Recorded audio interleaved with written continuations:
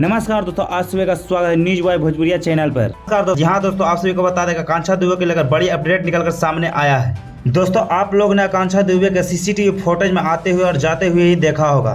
दोस्तों हमारे यहाँ आकांक्षा दुबे का कमरे के अंदर का सीसीटीवी फुटेज मिल गया है और यह फुटेज वहाँ के मैनेजर द्वारा मिला है। कमरे के अंदर क्या हुआ सारा कुछ बताएंगे और वीडियो क्लिप भी दिखाएंगे, तो वीडियो को लास्ट तक बने रहे और हमारे चैनल पर नए हैं तो सब्सक्राइब करें कि आने वाला हर वीडियो का नोटिफिकेशन सबसे पहले आपको मिल सके।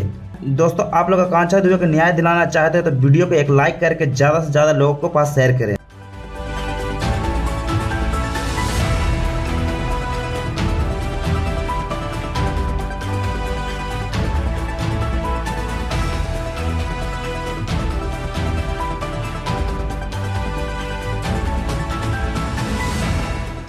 दोस्तों वीडियो लास्ट तक देखने के लिए बहुत बहुत धन्यवाद।